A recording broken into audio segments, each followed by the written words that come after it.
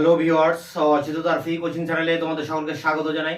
আজকের এই ভিডিওতে তোমরা যারা নেতাজি সুভাষ ওপেন ইউনিভার্সিটিতে পিজি কোর্সে ফার্স্ট ইয়ারে পড়ছো হিস্ট্রিতে, তোমাদের যে সেকেন্ড পেপারটি রয়েছে আধুনিক ভারতের ইতিহাস প্রথম খণ্ড, এই পেপারটির একটি ইম্পর্টেন্ট প্রশ্ন 18 নম্বরের ইম্পর্টেন্ট প্রশ্ন 2024-এর সাজেশন অনুযায়ী চিরস্থায়ী বন্দোবস্তে প্রবর্তনের প্রভাব বা ফলাফল বা গুরুত্ব বা তাৎপর্য কি, এই সম্পর্কে বিস্তারিত আলোচনা করব। আলোচনার শেষে এর যে উত্তরপত্রটি রয়েছে 18 নম্বরের, সেই অ্যান্সারও তোমাদের সামনে তুলে ধরব। তোমাদের এই পেপারের কয়েকটি প্রশ্নের উত্তর বা এই পেপারের সাজেশন আমি ইতিমধ্যে চ্যানেলে আপলোড করে দিয়েছি, তার লিঙ্ক দেওয়া থাকবে ভিডিও ডেসক্রিপশন বক্সে। তোমরা ভিডিওগুলো অবশ্যই দেখে নিও এবং সাজেশনের প্রতিটা প্রশ্নের উত্তর প্রতিনিয়ত টিউশন পড়ার মতো করে আমি তোমাদের সামনে একের পর এক কোশ্চেন এবং তার উত্তর এনে হাজির করব। তাই তোমরা অবশ্যই চ্যানেলকে সাবস্ক্রাইব করে রাখবে, বন্ধুদের কাছে শেয়ার করবে, নিজেদের মতামত জানাবে এবং ভিডিওগুলি ভালো লাগলে অবশ্যই একটা লাইক দেবে। তো চলো শুরু করি আজকের ক্লাসের মূল আলোচনার বিষয় কি, বোর্ডে একবার দেখে নিই। দেখো, নেতাজি সুভাষ মুক্ত বিশ্ববিদ্যালয় পিজিএমএ হিস্ট্রি ফার্স্ট ইয়ার বা পার্ট 1 যাই বলো, second paper PG history second paper. এখানে প্রশ্নটা দেখো, প্রশ্নটা ভালো করে বোঝার আছে। চিরস্থায়ী বন্দোবস্ত প্রবর্তনের প্রভাব, বা এই প্রশ্ন ঘুরিয়ে আসতে পারে যে চিরস্থায়ী বন্দোবস্ত প্রবর্তনের ফলে বাংলাদেশের কৃষক সমাজের উপর কি প্রভাব পড়েছিল। ব্যাপারটা একই। চিরস্থায়ী বন্দোবস্তের উপরে দুটো প্রশ্ন হয় বা দুই ধরনের বিষয় আছে। মানে এই চিরস্থায়ী বন্দোবস্তকে যদি আমরা একটা টপিক ধরি, তো এর ভিতরে দুটি দিক আছে। এক, চিরস্থায়ী বন্দোবস্ত কেন প্রবর্তন করা হলো, কারণ এর আগে 1 সালা 5 সালা 10 সালা এগুলো ছিল, তা সেগুলোকে চালু না রেখে কেন চিরস্থায়ী বন্দোবস্ত প্রবর্তন করতে হলো, তার কারণটা কি, এক্ষেত্রে ব্রিটিশ সরকারের লক্ষ্য কি ছিল, উদ্দেশ্য কি ছিল, এটা একটা পার্ট। আরেকটি পার্ট হচ্ছে যে চিরস্থায়ী বন্দোবস্ত প্রবর্তন করা হলো 1793-এ লর্ড কর্নওয়ালিস বাংলা বিহার উড়িষ্যায়। এর ফলে কি হলো, বাংলাদেশের গ্রামীণ সমাজের উপর কি প্রভাব পড়ছে, কৃষকদের উপর কি প্রভাব পড়ছে, বা বাংলার জমিদারদের উপর কি প্রভাব পড়ছে। কারণ চিরস্থায়ী বন্দোবস্তের ভিতর দিয়ে 3/2 অংশ প্রাচীন জমিদার তারা জমিদারিচ্যুত হয়েছিলেন এবং সেখানে কিছু ভুইফোড় নতুন জমিদারের আবির্ভাব ঘটেছিল। তারা শহরে বাস করতেন, তারা তাদের নায়েব গোমস্তাদেরকে দিয়ে গ্রামের এই জমিদারি চালাতেন এবং তারা অত্যাচার করে কৃষকদের কাছ থেকে বেশি বেশি রাজস্ব আদায় করতেন। এর ফলে কৃষকরা ভিটে মাটি হারিয়ে নিঃস্ব হয়ে পড়ে। এই কারণে ঐতিহাসিক হোমস বলেছেন যে ব্রিটিশ সরকারের এই চিরস্থায়ী বন্দোবস্ত প্রবর্তন ছিল একটি দুঃখজনক ভুল। অর্থাৎ বাংলার গ্রামীণ সমাজের উপরে চিরস্থায়ী বন্দোবস্তের ব্যাপক প্রভাব পড়েছিল, ধ্বংসাত্মক প্রভাব পড়েছিল। যেমনটা কৃষক সমাজের উপর পড়েছিল, তেমনি প্রাচীন জমিদারদের উপর পড়েছিল। তো আমাদের এখানে আলোচনার মূল ফোকাস কিন্তু এই প্রভাবের উপরে। কি উদ্দেশ্যে প্রবর্তন করা হচ্ছে সেটা নয়, মূল ফোকাস থাকবে এই কোশ্চেনের অ্যান্সারে যে ফলে কি হলো, চিরস্থায়ী বন্দোবস্তের প্রভাবটা কি, ফলাফল কি, বা গুরুত্ব কি, তাৎপর্য কি। তা এই প্রশ্নের উত্তর তো আলোচনা আমি তোমাদের সামনে আলোচনা করবই, মানে অ্যান্সার শিট, কিন্তু তার আগে এর প্রভাবটাকে খুব ভালো করে ডিটেলসে বুঝতে হবে এবং সেই প্রভাব বা তার ফলাফল নিয়ে আমি এর আগের একটি ভিডিওতে বিস্তারিত আলোচনা করেছি। ক্লাস 12-এ বা 11-এর একটি চিরস্থায়ী বন্দোবস্তের একটা কোশ্চেনের অ্যান্সার দিতে গিয়ে আমি চিরস্থায়ী বন্দোবস্তের এদিক ওদিক সমস্ত দিক খুব সুন্দর করে ডিটেলসে আলোচনা করেছি। যদি তোমরা ভিডিওটা একবার দেখো তাহলে তোমাদের কাছে ক্লিয়ার হয়ে যাবে কনসেপ্টটা, যে প্রভাবটা কি পড়েছিল। তারপরে আমি যে তোমাদের MA কোয়ালিটির যে স্ট্যান্ডার্ড নোটস, সেই নোটসটা তোমাদের সামনে তুলে ধরবো। তার আগে আমরা একবার ভিডিওটা দেখে নেব। হচ্ছে চিরস্থায়ী বন্দোবস্ত প্রবর্তনের উদ্দেশ্য ও ফলাফল, অর্থাৎ দুটি পার্ট আছে প্রশ্নে, একটি উদ্দেশ্য আছে আর একটি আছে ফলাফল। দেখো, এর আগের প্রশ্নে আমরা দেখেছি, অর্থাৎ ব্রিটিশ আমলের যে ভূমি রাজস্ব ব্যবস্থা, সেই ব্যবস্থায় আমরা দেখেছি যে এদেশে ইংরেজরা আসার পর যখন দেওয়ানি লাভ করে 1765 সালে, অর্থাৎ বাংলা বিহার উড়িষ্যার যে রাজস্ব আদায়ের অধিকার ইংরেজরা লাভ করে, এবং লাভ করার পরে তারা এদেশ থেকে রাজস্ব কোন পদ্ধতিতে আদায় করবে সেটা নিয়ে অনেক পরীক্ষা নিরীক্ষা চলে। তা প্রথম ওয়ারেন হেস্টিংস, যিনি গভর্নর জেনারেল ছিলেন, তিনি প্রথমে 1 বছরের জন্য এই জমি বন্দোবস্ত করেন, নিলামে জমি বন্দোবস্ত করেন। যে ব্যক্তি সর্বোচ্চ রাজস্ব দিতে পারবে তার কাছেই জমিটা দেওয়া হয়। একে বলা হয় একশালা বন্দোবস্ত, অর্থাৎ 1 সাল অর্থাৎ 1 বছরের জন্য এই বন্দোবস্ত দেওয়া হয়। এবং এই জমি বন্দোবস্ত দেওয়া হয় সেই নিলামে যিনি সর্বোচ্চ অর্থ দিতে পারবেন তাকে দেওয়া হয়। এদের বলা হয় ইজারাদার, অর্থাৎ ইজারাদারি ব্যবস্থা চালু হয়। এবং এই ব্যবস্থার পরবর্তীতে অনেক সমস্যা দেখা দেয়, কারণ এখানে তারা কৃষকদের কাছ থেকে অনেক জোর জুলুম করে অনেক বেশি পরিমাণে রাজস্ব আদায় করতেন। এছাড়া এই আয়, এখানে সরকারের আয় কিন্তু সুনিশ্চিত ছিল না। তাই এই ব্যবস্থা পরিবর্তন করে 1772-এ এই একশালা বন্দোবস্ত হয়। এরপরে আমরা দেখছি যে 5 শালা বন্দোবস্ত চালু হচ্ছে। 5 শালা বন্দোবস্ত চালু হওয়ার পর তাতেও নানা রকম ভাবে অসুবিধা দেখা দেয়, অর্থাৎ 5 বছরের জমির জন্য জমি বন্দোবস্ত দেওয়া হয়। এরপরে আসে 10 শালা বন্দোবস্ত, অর্থাৎ 10 বছরের জন্য জমি বন্দোবস্ত দেওয়া হয়।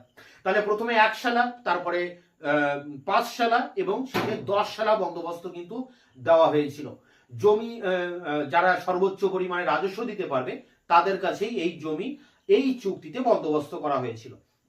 কিন্তু এই সময়ে এই নানা রকম অসুবিধা থাকায়, অর্থাৎ 1 শালা, 5 শালা এবং 10 শালা বন্দোবস্তে নানা রকম অসুবিধা দেখা দেওয়ায় ইংল্যান্ডের যে পরিচালক সভা ছিল, মানে ভারতবর্ষে যে ইংরেজ ইস্ট ইন্ডিয়া কোম্পানি শাসন করতেন, এদের উপরেও কিন্তু ইংল্যান্ডে এদের পরিচালক সভা ছিল। অর্থাৎ সেই পরিচালক সভা এই কোম্পানিকে পরিচালনা করতেন। সেই পরিচালক সভা এই সব সমস্যা দূর করার জন্য ভারতবর্ষে, বিশেষ করে বাংলাদেশে যেখানে দেওয়ানি লাভ করেছিল, সেই জায়গায় জমি যাতে চিরস্থায়ীভাবে কোনো বন্দোবস্ত করা যায় সেই উদ্দেশ্যে এখানে লর্ড কর্নওয়ালিসকে বাংলাদেশে পাঠান। লর্ড কর্নওয়ালিস বাংলাদেশে আসেন এবং 1790 সালে তিনি এই 10 শালা বন্দোবস্ত চালু করেন। নানা রকম আলাপ আলোচনার ভিতর দিয়ে, পরীক্ষা নিরীক্ষার ভিতর দিয়ে, বিশেষ করে এখানে গ্র্যান্ড শোর, যিনি রাজস্ব বোর্ডের চেয়ারম্যান ছিলেন, তার বক্তব্য ছিল যে জমি চিরস্থায়ীভাবে জমিদারদের সাথে বন্দোবস্ত করতে হবে। তাই এই গ্র্যান্ড শোরের বক্তব্য শোনার পর লর্ড কর্নওয়ালিস তিনি বাংলা, বিহার এবং উড়িষ্যার জমিদারদের সাথে 10 বছরের জন্য জমি বন্দোবস্ত করেন এবং এও সাথে সাথে ঘোষণা করেন যদি ইংল্যান্ডের পরিচালক সভা অনুমোদন দেয় তাহলে ভবিষ্যতে এই 10 শালা বন্দোবস্ত হয়ে যাবে চিরস্থায়ী বন্দোবস্ত।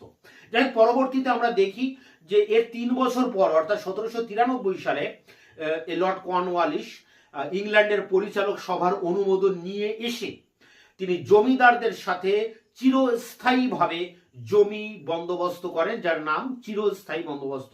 1793 সালের 22 মার্চ তিনি বাংলা, বিহার এবং উড়িষ্যায় এই চিরস্থায়ী বন্দোবস্ত প্রবর্তন করেন। বাংলাদেশে শুরু হয় চিরস্থায়ী বন্দোবস্ত। কাদের সাথে করেন?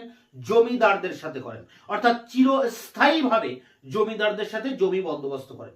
এই চিরস্থায়ী বন্দোবস্তের শর্তগুলো কি? খুব গুরুত্বপূর্ণ। প্রথম শর্ত, যে যে জমি যাদের দেওয়া হচ্ছে সেই জমিদার বা তালুকদার তারা বংশ পরম্পরায় এই জমি ভোগ দখল করতে পারবেন। 2, এই জমিদার তালুকদাররা তারা ইচ্ছা মতো তাদের জমি বিক্রি করতে পারবেন, বন্ধক দিতে পারবেন।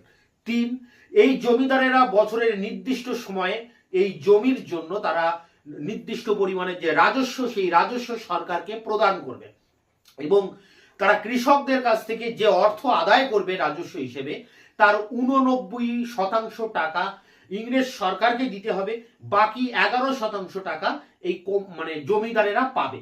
এবং এই জমিদারেরা বছরের নির্দিষ্ট দিনে সূর্যাস্তের আগে গিয়ে কিন্তু এই অর্থ রাজকোষে জমা দিতে হবে ইংরেজদের কাছে।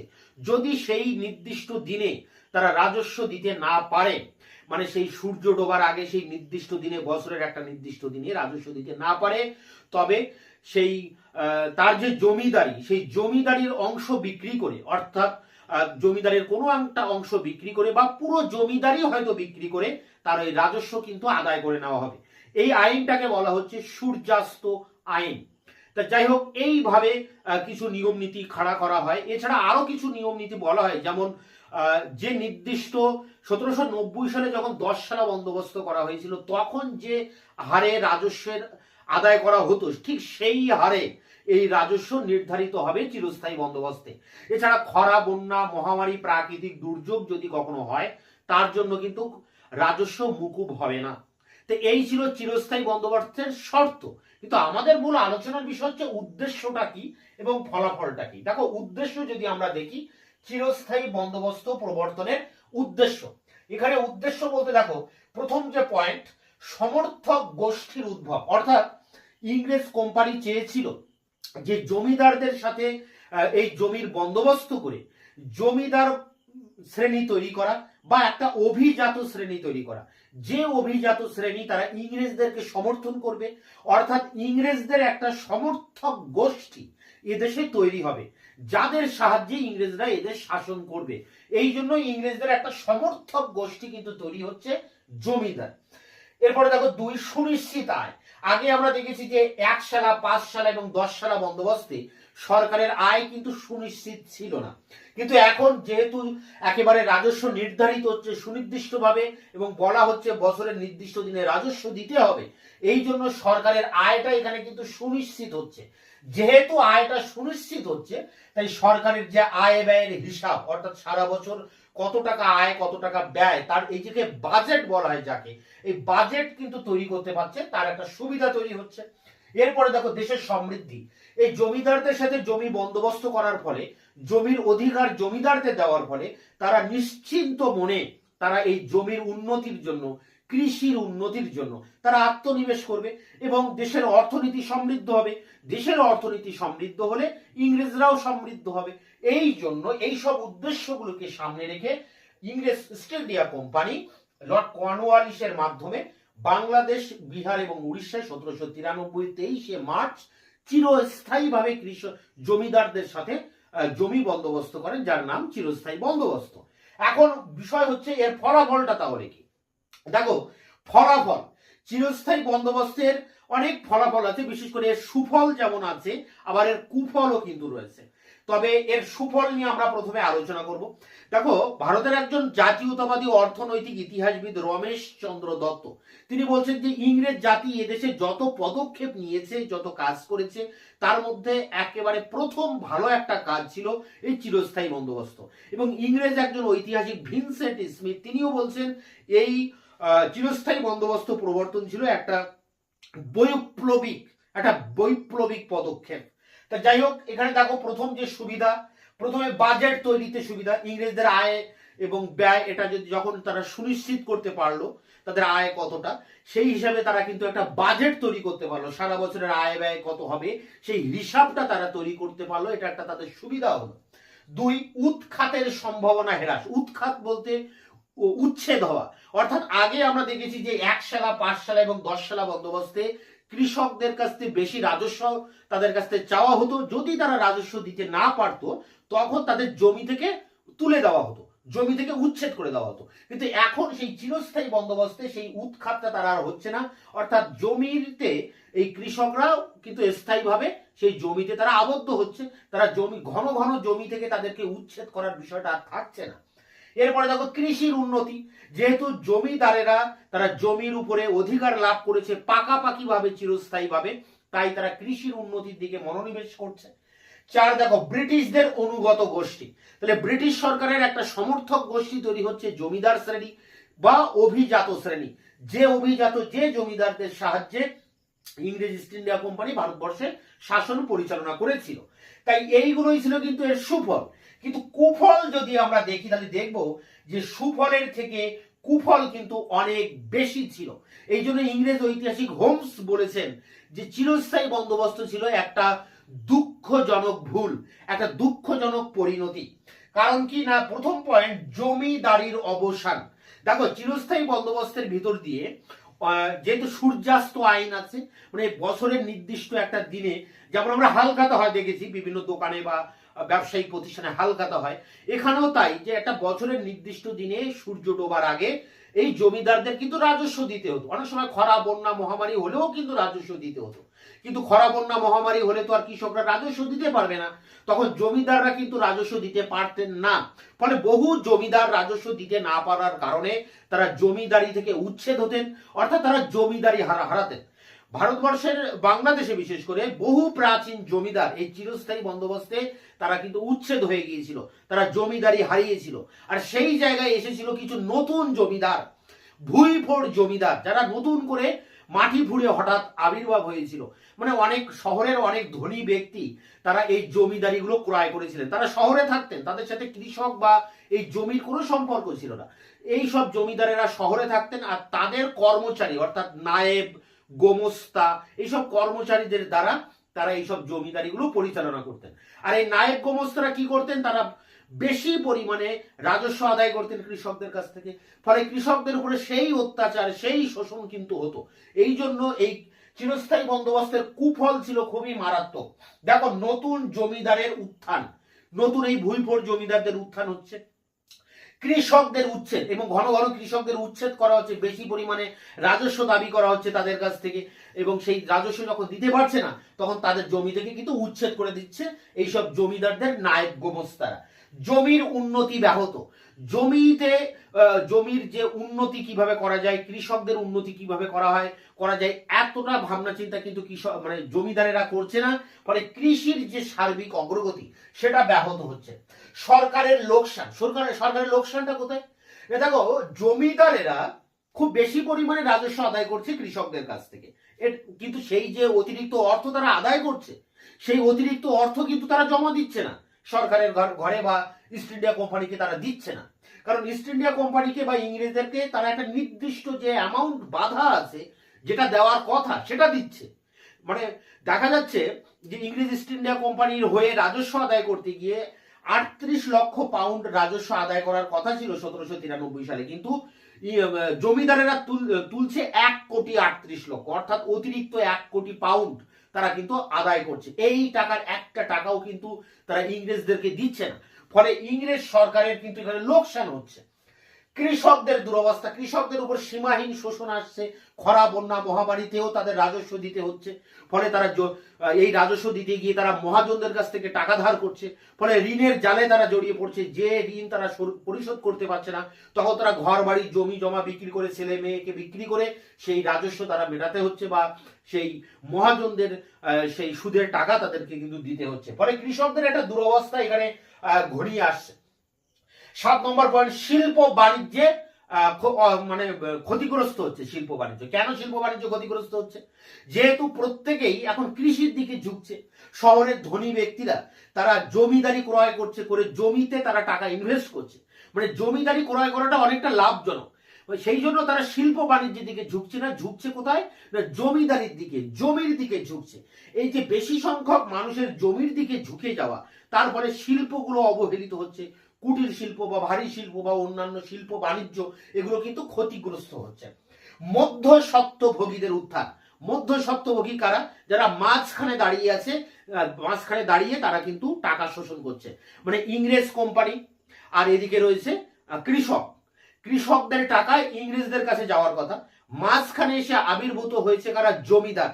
এখন এই জমিদারেরা রাজস্ব আদায় করার জন্য তারা কর্মচারী নিয়োগ করছে, সেই কর্মচারীরা অতিরিক্ত বেশি পরিমাণে রাজস্ব আদায় করছে, এবং এই কর্মচারীদেরকে আবার অনেকগুলো ভাগ আছে। যেমন বর্ধমানের রাজা তেজচন্দ্র, তিনি কি করছেন, তার জমিদারিতে রাজস্ব আদায় করার জন্য তিনি ছোট ছোট অঞ্চলে ভাগ করে এক একটা জমি, এক একটা মানে অংশের জমি এক একজনকে, একজন ইজারাদারকে দায়িত্ব দিচ্ছে, কোনো একজন ব্যক্তিকে দায়িত্ব দিচ্ছে সেই অঞ্চলে রাজস্ব আদায় করার জন্য।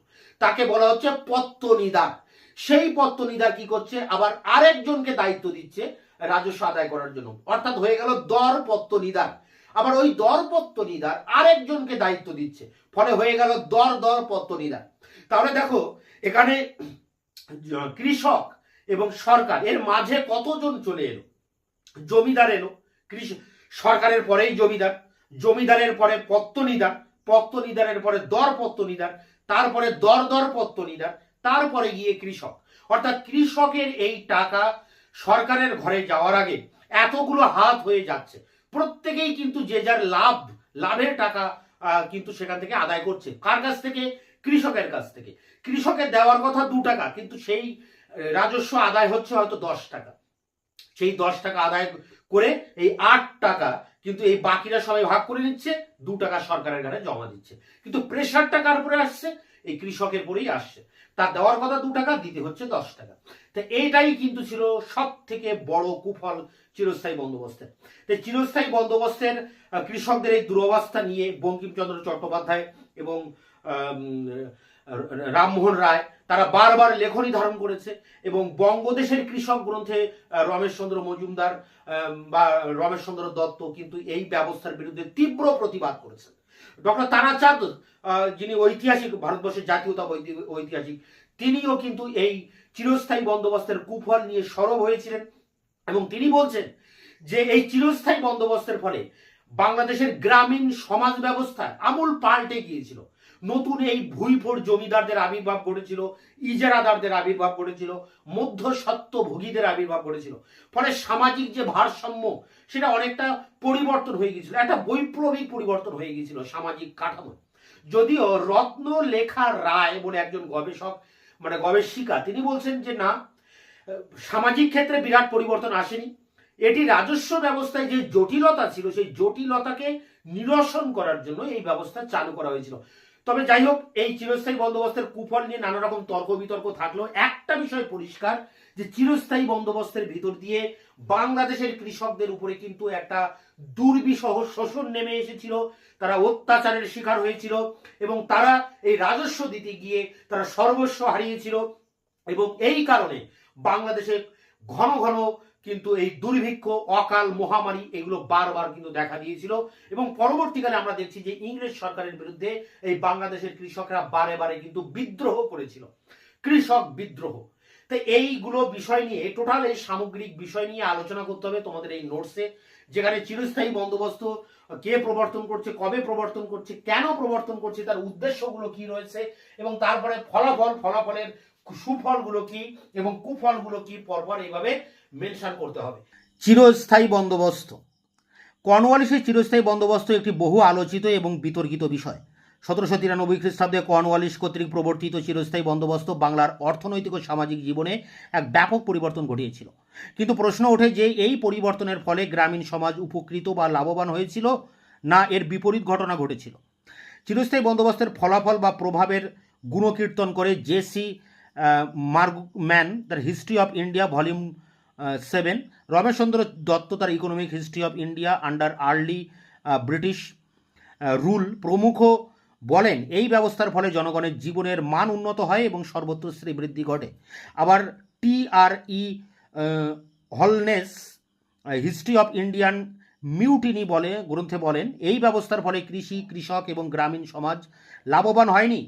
আবার change in the Bengal agrarian book সূত্রে রত্নলেখা রয় গ্রামীণ সমাজের এই পরিবর্তনকে বৈপ্লবিক আখ্যা দিতে চাননি।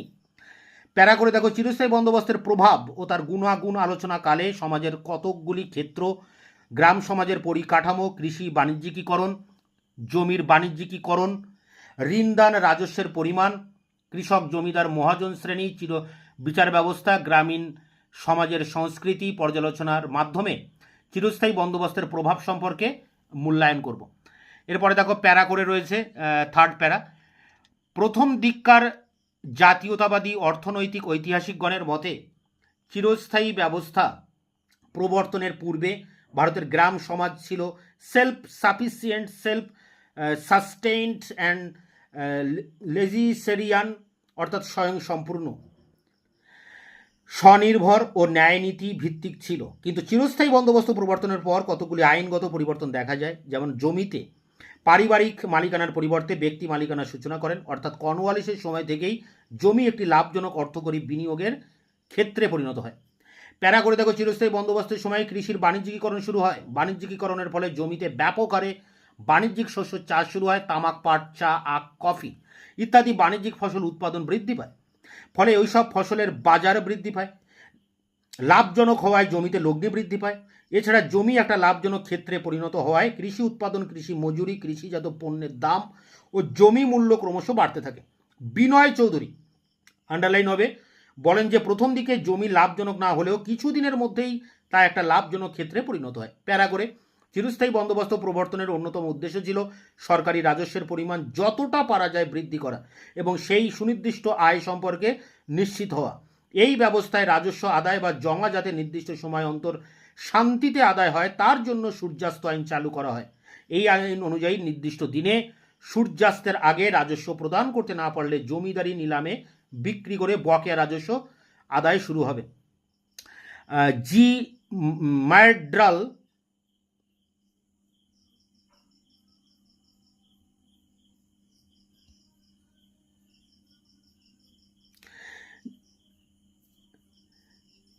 মার্ড্রাল গার্নার ম্যাড্রাল তার এশিয়ান ড্রামা বইতে দেখান যে রাজস্ব আদায়ের এই কড়াকড়ির সাথে বাংলার জমিদাররা আদৌ অভ্যস্ত ছিলেন না।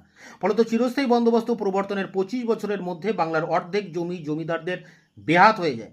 কর্নওয়ালিসের সময় জমি একটি বিক্রয়যোগ্য হস্তান্তরযোগ্য সম্পত্তিতে পরিণত হয়। জমি নিলাম হয় কয়েকটি কারণে। মহাজনের ঋণের বোঝা ও রাজস্ব আদায়ের কঠোরতা ছাড়াও অনেক সময় জমিদার আমলারা দুর্বল ও অনভিজ্ঞ জমিদারদের সাথে বিশ্বাসঘাতকতা করে তাদের সম্পত্তি নিলামে তুলে আত্মসাৎ করত। এছাড়া অনেক সময় জমিদাররা ইচ্ছা করেই রাজস্ব বাকি রাখতেন যাতে তারাই বেনামে সস্তায় সেই জমি কিনতে পারে। এইভাবে বেনামে জমি কেনাবেচার হিড়িক পড়ে যায়। কেমব্রিজ ইকোনমিক হিস্ট্রির পরিসংখ্যান সূত্রে দেখা যায় 1793 থেকে 94 থেকে 1806 থেকে 7-এর মধ্যে জমি বিক্রয় বা হস্তান্তর সব থেকে বেশি হয়েছিল। পরে চিরস্থায়ী বন্দোবস্ত প্রবর্তনের সূত্রে মহাজনী ব্যবস্থা বা ঋণদানের ক্ষেত্রে এক বিরাট পরিবর্তন আসে। প্রাক চিরস্থায়ী বন্দোবস্ত পর্বে বা 1793-এর পূর্বে মহাজনদের ঋণদান একটি ক্ষুদ্র পরিসরে আবদ্ধ ছিল, কিন্তু 1793-এর পর কৃষির বাণিজ্যিকীকরণ, বকেয়া রাজস্ব পরিশোধ ইত্যাদি কারণে তা একটি নিয়মিত ঘটনায় পরিণত হয়। এই সূত্রে মহাজন শ্রেণীর সমাজে বিশেষ প্রভাব প্রতিপত্তি বৃদ্ধি ঘটে।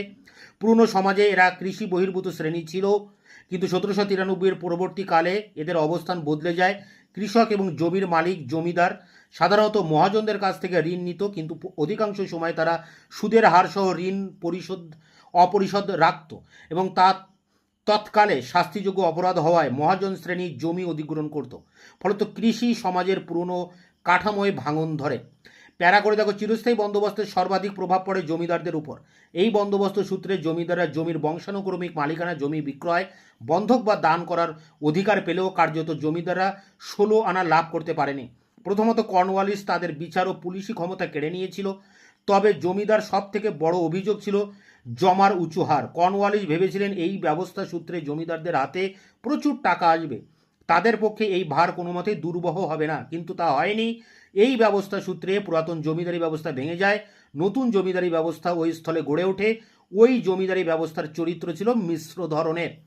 প্যারা করে দেখো, বিনয় চৌধুরী দেখান যে বাংলা বিহার উড়িষ্যায় যে পুরনো জমিদাররা ছিলেন তারা ভীষণ ক্ষতিগ্রস্ত হন। বাংলার বর্ধমান ব্যতীত বিষ্ণুপুর, দিনাজপুর, নদিয়া, রাজশাহী, মেদিনীপুরের জমিদারগণ ক্ষতিগ্রস্ত হন। উড়িষ্যায় 51.6% জমিদারচ্যুত হন। বিহারের চম্পারণের জমিদার সব থেকে ক্ষতিগ্রস্ত হন। দেখা যায় রাজস্ব অনাদায়ে 1804-এ 77% জমি হস্তান্তর হয়ে গিয়েছিল। আবার রাজস্ব নির্ধারণ সর্বত্র সমান ছিল না। দুর্গম ও অনুন্নত পূর্ববঙ্গের রাজস্বের হার ছিল কম, তুলনায় পশ্চিমবঙ্গের হার ছিল বেশি। ফলে পশ্চিমবঙ্গের জমিদারদের সর্বনাশের কারণ হয়ে দাঁড়িয়েছিল। জমিদাররা সরকারের হাত থেকে বাঁচতে কোর্ট অফ ওয়ার্ডারের কারণ হয়ে দাঁড়িয়েছিল। জমিদাররা সরকারের হাত থেকে বাঁচতে কোর্ট অফ ওয়ার্ডের নাবালক সন্তানের নামে জমি থাকলে সূর্যাস্ত আইনে পড়বে না, এটাই ছিল কোড অফ বাঁচতে কোড অফ ওয়ার্ডের, অর্থাৎ নাবালক সন্তানের নামে জমি থাকলে সূর্যাস্ত আইনে পড়বে না। সুযোগ নিলেও 1796 এর পর সরকার এই পথ বন্ধ করে দেয়। মোট কথা, এই ব্যবস্থায় বড় জমিদারিগুলি বেশি ক্ষতিগ্রস্ত হয়। প্যারা করে, পুরাতন জমিদারদের সরিয়ে যেসব নতুন পরিবার জমিদার হিসেবে খ্যাতি অর্জন করে তাদের মধ্যে মুর্শিদাবাদের কান্দির সিংহ পরিবার, রানাঘাটের পাল চৌধুরী পরিবার, কাশিমবাজারের নন্দী পরিবার, শোভাবাজারের দেব পরিবার, কৈলাসের ঘোষাল পরিবার প্রভৃতি ছিল বিখ্যাত। এরা সকলেই ব্যবসায় টাকা খাটিয়ে জমিদারি কেনেননি। যেমন বড় তরফের ঠাকুর পরিবারের দর্পনারায়ণ ব্যবসার সাথে সাথে ফরাসিদের অধীনে চাকরি করতেন। দ্বারকানাথ ঠাকুরের পিতাও জেলা কালেক্টর অফিসে চাকরি করতেন। কেউ কেউ ব্যবসার সাথে মহাজনী কারবারও করতেন। লাহা, শীল ও মল্লিক পরিবার বড়লোক হয়েছিলেন বন্ধকি জমি থেকে। রানাঘাটের পাল চৌধুরী পরিবার ব্যবসা করেই জমিদারি কিনেছিলেন। আসলে 1830-এর দশক থেকে যখন ব্যবসা বাণিজ্যের মন্দা দেখা যায়, তখন ব্যবসায়ীরা জমিদারি কেনার দিকে ঝুঁকে পড়ে। প্যারা করে চিরস্থায়ী বন্দোবস্ত সূত্রে উচ্চ জমার হার এবং সূর্যাস্ত আইনের হাত থেকে বাঁচতে সর্বপ্রথম বর্ধমানের জমিদার মধ্যস্বত্বভোগীদের মধ্যে জমিদারি ভাগ করে রাজস্ব আদায়ের দায়িত্ব অর্পণ করেন। এই সূত্রে পত্তনিদার, দরপত্তনিদার, গোমস্তা প্রভৃতি শ্রেণীর উত্থান হয়। দেখা যায় মধ্যস্বত্বভোগীর মধ্যে ক্রমান্বয়ে 5 থেকে 6 দফা পর্যন্ত পত্তনি ব্যবস্থা চালু হয়েছিল। এই পত্তনি ব্যবস্থা পশ্চিমবঙ্গে যতটা হয়েছিল, পূর্ববঙ্গে ততটা হয়নি। প্যারা করে চিরস্থায়ী বন্দোবস্ত প্রবর্তনের পর জমিদার প্রজা সম্পর্কের পরিবর্তন ঘটে। পুরনো ও প্রতিষ্ঠিত জমিদারদের সাথে প্রজাদের এক হৃদ্য ও ঘনিষ্ঠ সম্পর্ক ছিল, কিন্তু নতুন জমিদারদের প্রতি প্রজাদের কোনো অতিরিক্ত টান বা আন্তরিক টান ছিল না। এর কারণ হলো নতুন জমিদারগণ নিজেদের মুনাফা সর্বাধিক করার বিষয়ে তৎপর ছিলেন। স্বভাবতই কৃষক প্রজাকুল বিষ নজরে পড়েছিল। প্যারা করে দেখো, বাংলার কৃষক সম্প্রদায় এই বন্দোবস্তের ফলে সবচাইতে ক্ষতিগ্রস্ত হয়। এই বন্দোবস্তে জমার উচ্চ হারের বোঝা জমিদাররা কৃষকদের উপর চাপিয়ে দিয়েছিল। সরকার ও জমিদারদের মধ্যে রাজস্ব সংক্রান্ত যেরকম চুক্তি স্বাক্ষরিত হয়েছিল, জমিদার ও রায়তদের মধ্যে তা হয়নি। ফলত রায়ত জমিদারদের হাতের মুঠোয় চলে আসেন ও জমিদারেরা তাদের উপর যথেষ্ট অত্যাচার করার সুযোগ পান। এছাড়া জমিদারেরা প্রজাদের কাছ থেকে খাজনা আদায়ের জন্য ক্ষমতা প্রদানের বিষয়ে সরকারের কাছে দাবি করে। এই সূত্রে 1793 সালে 17 নম্বর ধারা, 1795 সালে 35 নম্বর ধারা ও 1799 সপ্তম আইনের মাধ্যমে জমিদারের খাজনা সংগ্রহে সর্বপ্রকার সরকারি সাহায্যের প্রতিশ্রুতি দান করা হয়। এমনকি প্রজার সম্পত্তি বাজেয়াপ্ত বা বাস্তুভিটা থেকে উৎখাত করার ক্ষমতা দেওয়া হয়। ঐতিহাসিক N.K. সিংহ ও সিরাজুল ইসলাম বলেন, এই সকল আইনের কারণে কৃষকদের জীবন দুর্বিষহ হয়ে ওঠে। বস্তুত জমিদাররা অধিক খাজনার লোভে জমির আসল মালিককে অর্থাৎ খুদকস্ত রায়তকে সরিয়ে নতুন অস্থায়ী রায়তকে পাইকস্ত বসাতেন। বিভিন্ন সরকারি প্রতিবেদন সূত্রে স্পষ্ট যে অধিক খাজনা, বেআইনি কর এবং জমিদার মধ্যস্বত্বভোগীদের অত্যাচারে কৃষকরা কৃতদাসের পর্যায়ে নেমে আসে। প্যারা করে দেখো, রত্নলেখার Roy the change in the Bengal agrarian society বইতে বলেন, চিরস্থায়ী বন্দোবস্তের প্রভাবকে অতিরঞ্জিত করে দেখা হয়। এই বন্দোবস্তের ফলে গ্রামীণ সমাজ ব্যবস্থায় পরিবর্তন আসলেও তা বৈপ্লবিক ছিল না, পরিবর্তন আমূল ছিল না এবং একটা ধারাবাহিকতা বজায় ছিল। বর্ধমান, দিনাজপুর, মেদিনীপুর ও ঢাকাতে কৃষি কাঠামোয় পরিবর্তন নিচ থেকে হয়নি, কেবল উপর খানিকটা রদ বদল হয়। তিনি আরও বলেন, তৎকালীন যুগে জমিদারির ধারণাটাও অস্বচ্ছ ছিল।